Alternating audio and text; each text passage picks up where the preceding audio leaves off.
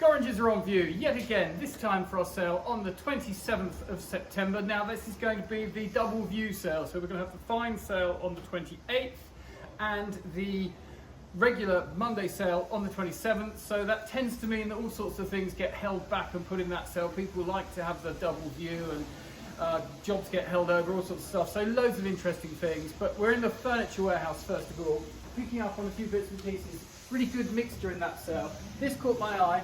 Lot 1001 at first. From across the room I thought it was a sort of thing you screwed on the wall to put your plants in, but no, it's not. It's a canopy. Look at that.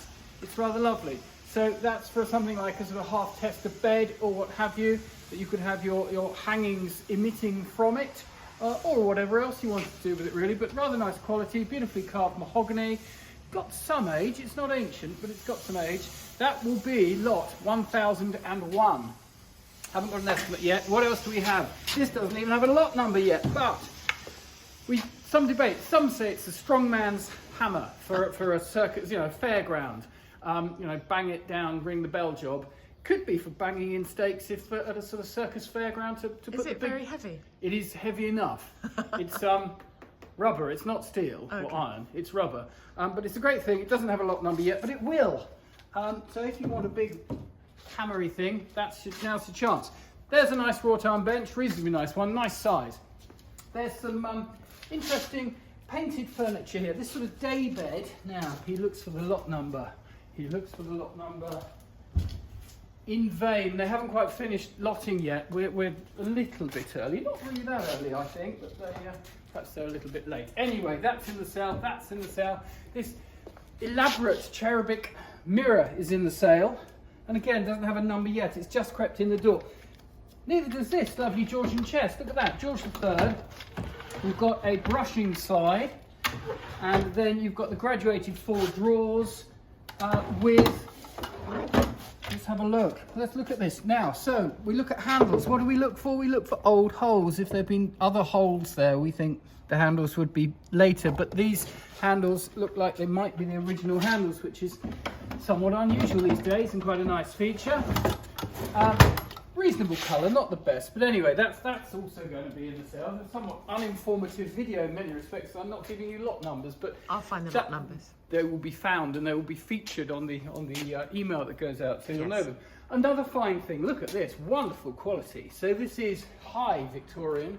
I suppose this is 1840.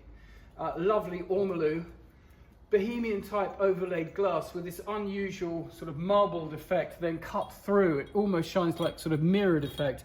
What was above it? Well, maybe some big candelabra branches, perhaps a reservoir for an oil lamp. Now it's got this rather unattractive electrical fitting that you could remove and do something clever with it. So that's definitely something that caught the eye. So what else do we have? Beds, look at that, rather fancy day bed there. There's some sort of empire style furniture, and with this marble top table and other pieces over there. As ever, we've got garden furniture, we've got bookcases. There's a few large artworks have crept in over this side. There's pine dressers. We've got bunting. Look, can you see across the far side of the room the Union flag and others? We've got the Welsh dragon over there. That is lot 1011. There you go. I've got a lot number for you at last. So, amazing things. Real good sort of rummage job, this one. It's definitely one to come along if you can and have a look at. Come to both views. You can come along on the, you come along on the Friday or the Saturday or the day of the sale, but come along on Saturday morning. Have a good old rummage around the 2 sales. Go kick the tyres of the Canaletto upstairs and all that sort of stuff. More of that later. And wander into Lewis, get your vegetables or whatever. Go to Waitrose, join the queues there. I don't know. It's a nice day out. So anyway, we'll go over to the main sale room and see what's going on in the smalls. Right, here we are over in the smalls room, and it's nearly ready. It's looking really good. Lovely load of stuff here. And so what catches the eye? How about this? 1309. Come from a lovely collection, the house in Lewis that Philip was dealing with. Let's take that sticker off, don't need that there. Lot 1309. So in a 17th century Spanish, I think there's sort of Hispano-Moresque influence here. Look at this sort of damascening around it and the inlay and what have you, very much what one associates with sort of North African wares, and various little extra fittings go with it. It's quite a thing, this. This slides out. It's like perhaps a sort of apothecaries or mendicant's chest. Interesting interesting thing that I haven't seen the estimate yet, but you will, because it'll be featured on the email, no doubt. So there we are, 1309. What else is here? Chinese things, Spanish things, Ladro things, dinner services. Thought we'd look at a bit of jewellery. There's a really lovely lot of jewellery in this sale. So what did I pick out? Well, how about that? That's first caught my eye. That's lot 1883. Lovely. Opal, diamonds.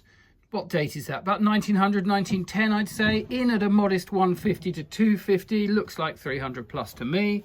A few other things. Little diamond set gold cross there. Lot 1901, 150 to 200. Another, now brooches. Yeah, I know not everyone wants brooches, but that's a good looking one, isn't it? That's lot 1897.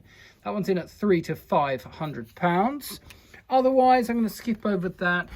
Quick look, a George Jensen silver ring, something more modestly estimated. It's not all about big money. That's in at £80 to £120. Very fine kind of teal work bracelet there. Sometimes we used to call them stiff bracelets, and they said stop calling them stiff.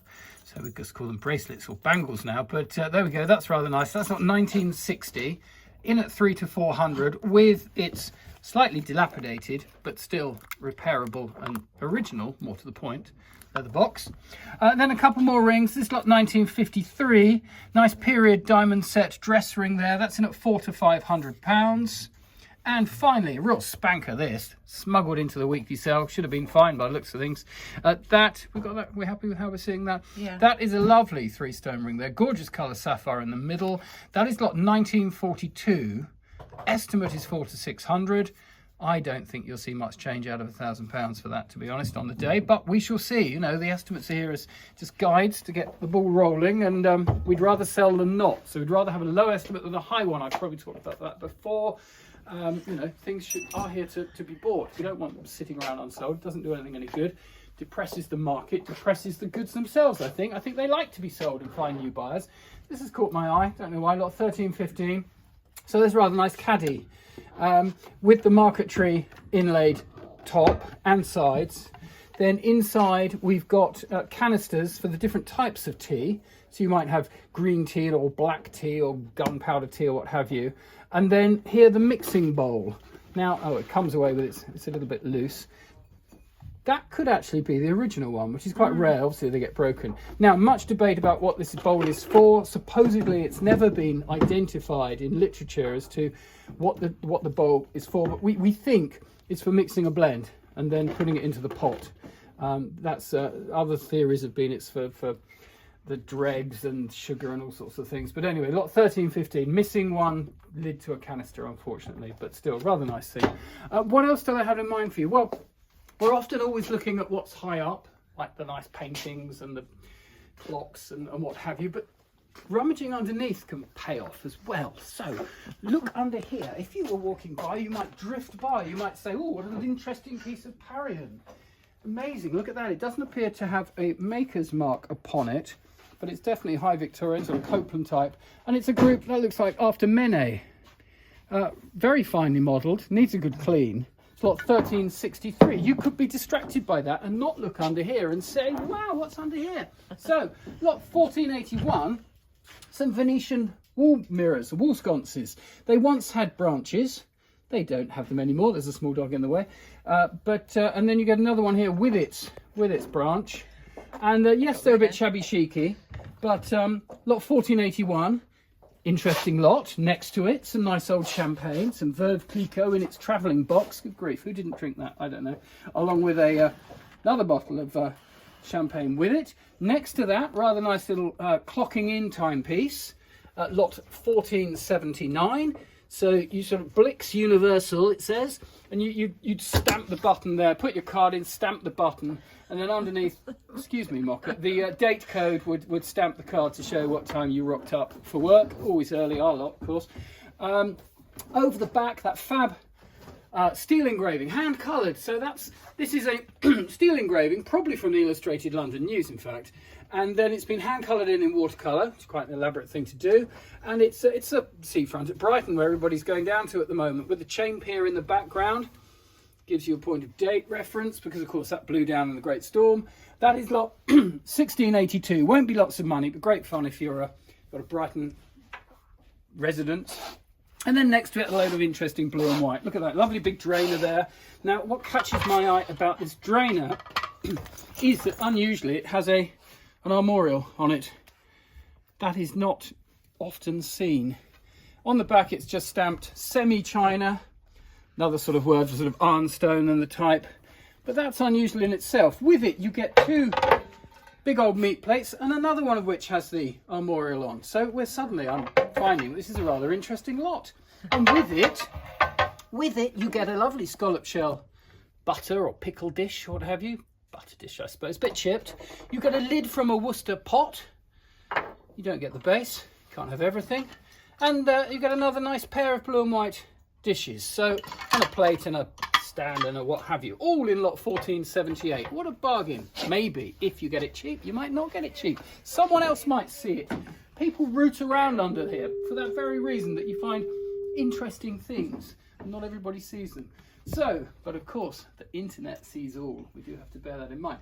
Anyway, there we go. Some interesting things. So come along, rummage under the tables, open the doors, look inside.